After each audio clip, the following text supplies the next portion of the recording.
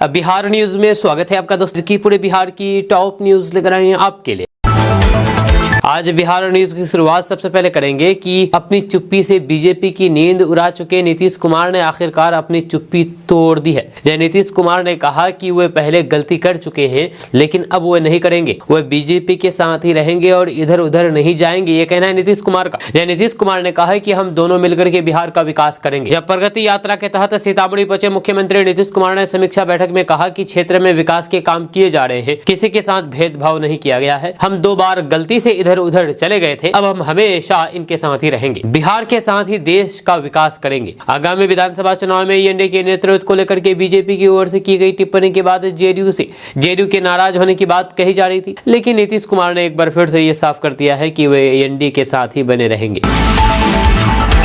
दोस्तों, पिछले कुछ महीने में बढ़ती महंगाई ने आम लोगों की जिंदगी पर असर डाला है। या खाद्य तेलों से लेकर के सब्जियां और फिर खाने में इस्तेमाल किए जाने वाले प्याज और लहसुन के दामों ने आम लोगों को परेशान कर दिया है। अब साल खत्म होते होते अब लोगों की जिंदगी और फिर उसकी आर्थिक योजनाओं पर असर डालने की वाली एक और खबर सामने आ गई है। ये खबर लहसुन के दामों से जुड़ी हुई है। दरअसल खुदरा बाजार में लहसुन के दाम प्रति किलो 400 रुपए प्रति किलो से ऊपर पहुंच गए थे, जबकि थोक बाजार में यही दाम 350 रुपए से लेकर के 400 रुपए के बीच थे। छोटे बाजारों में दाम ने और भी ऊंचाई छू ली थी, लेकिन अब इन लहसुन के दामों में गिरावट शुरू हो गई है। मिल रही जानकारी के अनुसार बुधवार को लहसुन के दाम प्रति किलो 50 रुपए कम हुए हैं। इसमें भी अच्छे गुणवत्ता वाले लहसुन अब 350 की बजाय 300 रुपए किलो मिल रहा है। बाजारों में नया लहसुन आना शुरू होने से ये दाम आने वाले दिनों में और भी कम होंगे और फिर गृहिणियों को राहत मिलेगी, ऐसा व्यापारियों का कहना है।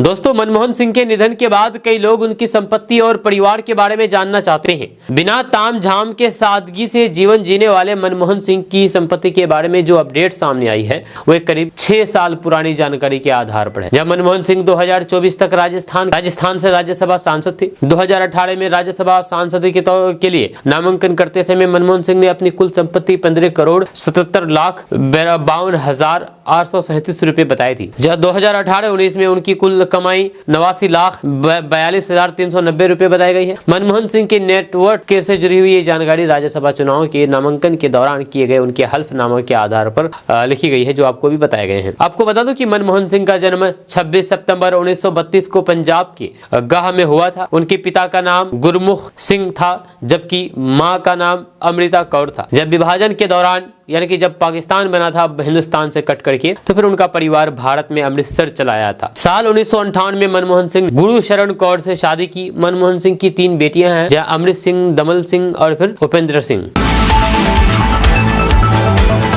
मुख्यमंत्री नीतीश कुमार को भारत रत्न देने की केंद्रीय मंत्री गिरिराज सिंह की मांग का जदयू स्वागत नहीं कर रहा है। यह जदयू के मुख्य प्रवक्ता एवं विधान परिषद के सदस्य नीरज कुमार ने कहा है कि नीतीश कुमार को बहुत पुरस्कार मिल चुका है। उन्होंने कभी इसके लिए कहीं भी आवेदन नहीं दिया है, वे किसी पुरस्कार के मोहताज नहीं है। एमएलसी नीरज कुमार ने कहा है कि नीतीश कुमार ने ईमानदारी और फिर निष्ठा से बिहार जैसे पिछड़े राज्य का विकास किया है। उन्हें ग्लोबल लीडर और ग्लोबल थिंकर का पुरस्कार मिल चुका है। यह कोरोना के समय प्रवासी बिहारियों को सुरक्षित अपने घर तक पहुंचाने के महान काम के लिए केंद्र सरकार भी पुरस्कृत कर चुकी है। उन्होंने कहा है कि इसके अलावा शराबबंदी, महिला उत्थान एवं पर्यावरण एवं वन संरक्षण के लिए भी नीतीश कुमार पुरस्कृत हो चुके हैं। जदयू के मुख्य प्रवक्ता नीरज कुमार ने कहा है कि नीतीश कुमार स्वतंत्रता सेनानी परिवार के उनका बड़ा व्यक्तित्व है। पहचान और परिचय के लिए उन्हें किसी पुरस्कार की जरूरत नहीं है।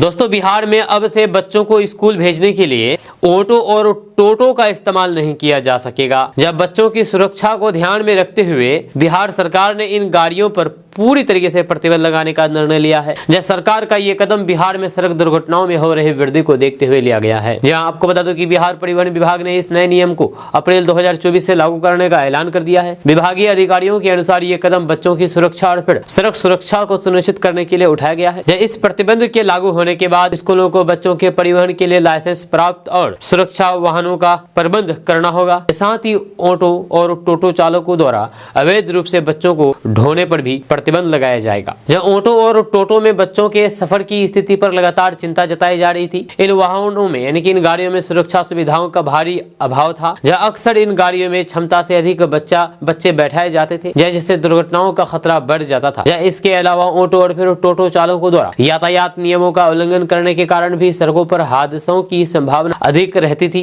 इस प्रतिबंध के लागू होने के बाद स्कूल संचालकों पर भी नई जिम्मेदारी आ गई है। उन्हें अब बच्चों के परिवहन के लिए सुरक्षित लाइसेंस प्राप्त और मानकों पर खड़े उतरने वाले वाहनों का प्रबंध करना होगा। यह कदम स्कूलों को उनके बच्चों की सुरक्षा सुनिश्चित करने के लिए और फिर अधिक जवाबदेही बनाएगा। दोस्तों, भारत सरकार ने पूर्व प्रधानमंत्री डॉक्टर मनमोहन सिंह के निधन पर 7 दिन राजकीय शोक की घोषणा की है। इस दौरान पूरे देश में राष्ट्रीय ध्वज यानी कि तिरंगा झंडा आधे झुके रहेंगे और किसी भी प्रकार का सरकारी आयोजन या कार्यक्रम नहीं होगा। ये शोक संदेश देश भर में उनकी योगदान और फिर सेवा को सम्मानित करने के उद्देश्य से है। डॉक्टर मनमोहन सिंह भारतीय राजनीति के एक प्रमुख हस्ताक्षर रहे हैं और उनके योगदान को नकारा नहीं जा सकता। जब भारत के आर्थिक सुधारों में मनमोहन सिंह का बड़ा योगदान रहा, जो देश की वैश्विक स्थिति को मजबूती देने में सहायक साबित हुए हैं। जब उनकी नीतियों के कारण भारत 1991 में आर्थिक उदारीकरण की दिशा में अहम कदम उठाए और फिर अंतर्राष्ट्रीय स्तर पर भारत की छवि को मजबूत किया है। जहां उनके निधन के बाद बिहार के मुख्यमंत्री नीतीश कुमार ने भी शोक व्यक्त किया है। मुख्यमंत्री नीतीश कुमार ने घोषणा की है कि 27 और 28 दिसंबर को उनकी प्रगति यात्रा को रद्द कर दिया जा रहा है। ये यात्रा बिहार के विकास कार्यों का दौरा करती थी, लेकिन डॉक्टर मनमोहन सिंह के निधन के कारण ये शोक के संकेत स्वरूप स्थगित की गई है। इस दुखद अवसर पर भारत सरकार और फिर राज्य सरकारों द्वारा डॉक्टर मनमोहन सिंह को श्रद्धांजलि अर्पित की जाएगी। जहां उनके निधन से भारत ने एक महान नेता को खो दिया है, जिन्होंने हमेशा राष्ट्रीय और अंतर्राष्ट्रीय स्तर पर देश के हितों की रक्षा की है। दोस्तों, आरजेडी सुप्रीमो लालू प्रसाद यादव ने पूर्व प्रधानमंत्री मनमोहन सिंह के निधन पर शोक जताया है। पूर्व प्रधानमंत्री मनमोहन सिंह की ईमानदारी को नमन करते हुए उन्होंने कहा है कि उन्होंने देश की निस्वार्थ भाव से सेवा की है। राजद अध्यक्ष लालू प्रसाद यादव ने कहा है कि मनमोहन सिंह का यूं चले जाना बहुत बड़ी क्षति है। वह ईमानदार और निस्वार्थ नेता थे। उन्होंने देश के विकास में निस्वार्थ रूप से काम किया है, हर क्षेत्र में भारत का मस्तक ऊंचा किया है। वो एक ऐसे नेता थे जिन पर कोई भी आरोप नहीं था। जब पूर्व पीएम मनमोहन सिंह को याद करते हुए लालू प्रसाद यादव ने कहा कि मुझे उनके मंत्रिमंडल में काम करने का सौभाग्य प्राप्त हुआ था। जब मैं रेल मंत्री था तो फिर मनमोहन सिंह ने मेरा बहुत सहयोग किया। जब उनके सहयोग को मैं शब्दों में बयान नहीं कर सकता हूँ। वो हमेशा मेरी मदद के लिए आगे आ रहे हैं। जब लालू प्रसाद यादव ने कहा कि जैसे ही मुझे मनमोहन सिंह के निधन की जानकारी मिली तो फिर मुझे गहरा आघात हुआ। मैं ईश्वर से प्रार्थना करता हूँ कि उनकी आत्मा को शांति प्रदान हो, इसके अलावा उनके परिवार को भी शक्ति मिले।